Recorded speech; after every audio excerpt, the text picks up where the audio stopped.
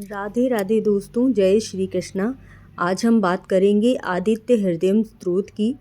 बहुत ही महत्वपूर्ण होता है इसका पाठ करना। संस्कृत में पहले श्लोक पढ़कर बताऊंगी। अगर आपको थोड़ी भी संस्कृत आती होगी तो आप मेरे साथ ही पाठ कर पाएंगे। अगर नहीं तो आप हिंदी में भी मैं अर्थ बताऊंगी तो उससे भी आप पाठ कर सकते हैं। हाथ में थोड़े से पुष्प और अक्षत लेकर बैठकर अगर आप पाठ करेंगे तो सूर्य भगवान की आपको कृपा प्राप्त होती है। आपको इस आदित्य हृदयम स्तोत्र का पाठ करने से क्या लाभ मिलता है? 2025 आ रहा है। 2025 2025 यानी कि 9 नंबर मंगल का साल है, जिसमें आपको बजरंगबली महाराज की पूजा करना और सूर्य उपासना करना सबसे ज़्यादा ज़रूरी है। अब हम जानेंगे कि आपको आदित्य हृदयम स्तोत्र का पाठ क्यों करना चाहिए। जो भी व्यक्ति आदित्य हृदयम स्तोत्र का पाठ नियमित रूप से करता है, उसके आत्मविश्वास में वृद्धि होती है। वह हर कार्य क्षेत्र में अच्छा प्रदर्शन करता है। जो भी व्यक्ति इस पाठ को नियमित पढ़ता है, उसके मन से भय हमेशा के लिए दूर हो जाता है। कोई भी नकारात्मक विचार उसके मन में नहीं आता। ग्रहों के राजा कहे जाते हैं सूर्य भगवान, इसीलिए ऐश्वर्य प्रदान करते हैं।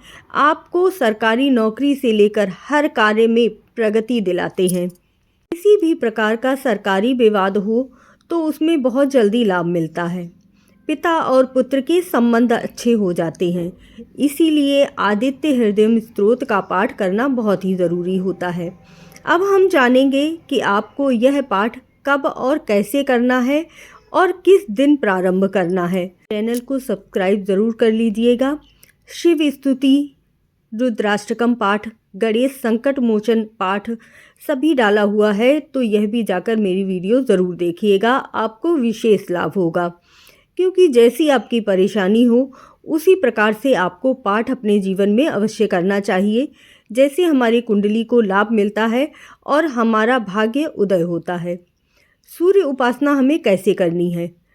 सबसे पहले सूर्योदय से पहले उठकर स्नान कर लीजिए और सूर्यदेव के दर्शन कीजिए। ओम घृणी सूर्याय नमः का मंत्र जाप करते हुए सूर्य भगवान को जल अर्पित करना है। सूर्य भगवान को जल कैसे अर्पित किया जाता है, इसकी मैंने पूरी वीडियो डाली हुई है, तो चैनल पर ज़रूर देखिएगा। इसके बाद आपको गायत्री मंत्र का जाप करना है। इसके पश्चात आप आदित्य हृदयम स्तोत्र का पाठ करेंगे। अगर यह पाठ आप शुक्ल पक्ष के रविवार तिथि से पढ़ना शुरू करते हैं तो अति उत्तम माना जाता है। आप किसी भी मनोकामना के लिए इस पाठ को प्रारंभ कर सकते हैं। आइए अब हम जानते हैं कि इसका पाठ सबसे पहले किसने किया था। जिस भी जातक की कुंडली में सूर्य देव का प्रभाव कम होता है, उसे आदित्य हृदयम स्तोत्र का पाठ करना चाहिए। वाल्मीकि जी द्वारा लिखी गई रामायण में इसका उल्लेख विशेष रूप से मिलता है। ऋषि अगस्त्य ने भगवान श्री राम को उस समय इस आदित्य हृदयम स्तोत्र का पाठ करने बताया था, जब वह रावण से युद्ध कर रहे थे। इससे उनके भीतर शक्ति, ऊर्जा और बुद्धि का संचार हुआ और उन्होंने रावण पर विजय प्राप्त की।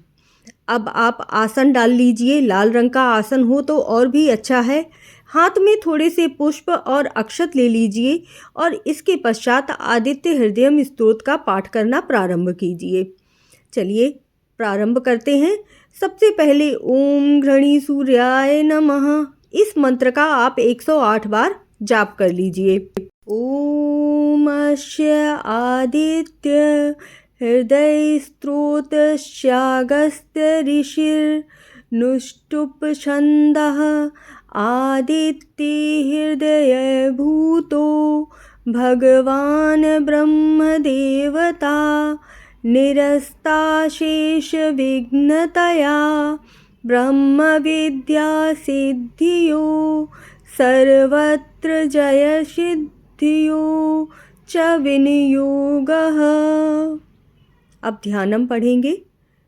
नमः सवित्रे जगदेक चक्षुषे जगत प्रसूति स्थितं नाश हेतवे त्रयीं याय त्रिगुणात्मक धारिणे विरश्ची नारायण शंकरात्मने।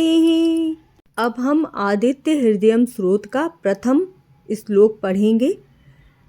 ततो युद्ध परिश्रांतं समरे चिन्त्याय स्थितं रावणं चाग्रतो दृष्ट्वा युध्याय समुपस्थितं दैवतस्य समागम्य द्रष्टुं भ्यागतो रणम् उपगम्याब्रवीत् रामं गरत्यो भगवास्तदा। अब हम अर्थ पढ़ेंगे। इधर भगवान श्री राम थककर चिंता में लीन हुए रणभूमि में खड़े हुए। उसी समय रावण भी युद्ध के लिए रणभूमि में आ गया।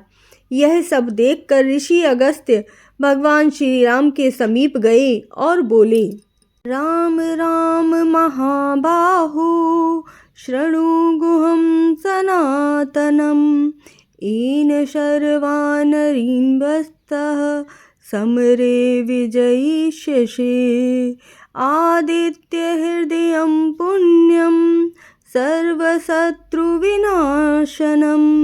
जयावहं जपं नित्यं क्षयं परम शिवम। अब हम इसका अर्थ समझते हैं। सभी के हृदय में बसने वाले हैं। हे महाबाहो श्री राम, यह गोपनीय स्तोत्र सुनो।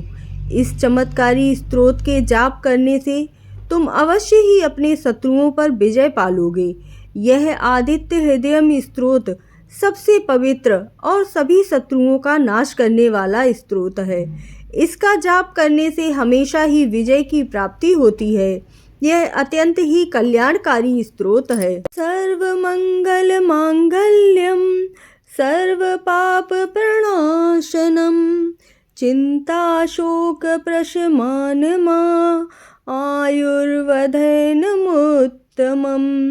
रश्मिमन्तं समुद्यन्तं देवासुर नमस्कृतं पूजस्व विवस्वन्तं भास्करं भुवनेश्वरम। यह स्तोत्र सभी कार्यों में मंगल, पापों का नाश करने वाला है। इसी के साथ यह चिंता और शोक को दूर करता है और मनुष्य की आयु में वृद्धि करता है, जो कि अनंत किरणों से शोभायमान, नित्य उदय होने वाली, देवों और असुरों के द्वारा नमस्कृत है। तुम इस संपूर्ण विश्व में प्रकाश फैलाने वाले संसार के स्वामी भगवान सूर्य देव का पूजन करो। सर्व देवताओं को रोष तेजस्वी रश्मि भावनः एष देवासुरगणाल्लोकान् पाति गवस्तिभिः एष ब्रह्मा च विष्णुश्च शिव स्कंद प्रजापति महेन्द्रो धनदाह कालो यमः सोमो पांपतिः। अब हम इसका अर्थ समझेंगे। चैनल को सब्सक्राइब ज़रूर कर लीजिएगा, क्योंकि इसके मुझे 2-3 पार्ट्स करके डालने पड़ेंगे, नहीं तो वीडियो बहुत ज़्यादा बड़ी हो जाएगी। महर्षि अगस्त्य कहते हैं कि सभी देवता इनके रूप हैं। सूर्य देव अपनी किरणों के प्रकाश से इस जगत को स्फूर्ति प्रदान करते हैं। सूर्य देव ही अपनी ऊर्जा के माध्यम से इस सृष्टि में देवतागण और असुरों दोनों का पालन करते हैं। यही हैं जो ब्रह्मा, स्कंद, शिव, इंद्र, कुबेर, प्रजापति, समय, काल, यम, चंद्रमा और वरुण आदि को प्रकट करते हैं। ओम सूर्याय नमः बोलते हुए और 108 माला का जाप करते हुए इस पाठ का समापन कीजिएगा। वीडियो बहुत बड़ी हो जाएगी, इसीलिए आगे के श्लोक हम आगे के पाठ में पढ़ेंगे, तो इसीलिए चैनल को सब्सक्राइब ज़रूर कर लीजिएगा, जिससे कि संपूर्ण पाठ का लाभ उठा सके और इसका पाठ करने से आपको लाभ प्राप्त हो। जय श्री कृष्णा, जय राधे राधे। मुझसे जुड़ने के लिए धन्यवाद।